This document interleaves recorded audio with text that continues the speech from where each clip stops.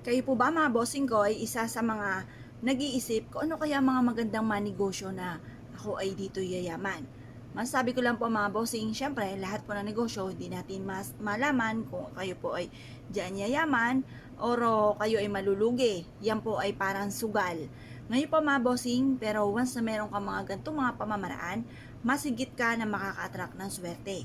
Bukod sa sipag at tiyaga at pananalig sa mahal na Panginoon, kung ikaw po ay laging wala na lang pong pera, mainam na meron kang ganito, upang sa ganon, instead na lagi kang walang pera, marireverse ang maaaring maganap. Maaaring instead na walang pera ay puro maraming pera naman ang dumating mga bossing. Proven po ito na napakaswerte basta't may 100% kang sa paniniwala ng mga gatong mga pamamaraan. Ngayon pa mga bossing, kung halimbawa naman parang napakailap ng swerte, ang tagal-tagal mo na nag-apply ng trabaho pero hanggang ngayon hindi ka pa rin matanggap. Kailangan nyo rin po ng mga ganito para matanggap po kayo. Or kung ano naman ang mga pagsubok nyo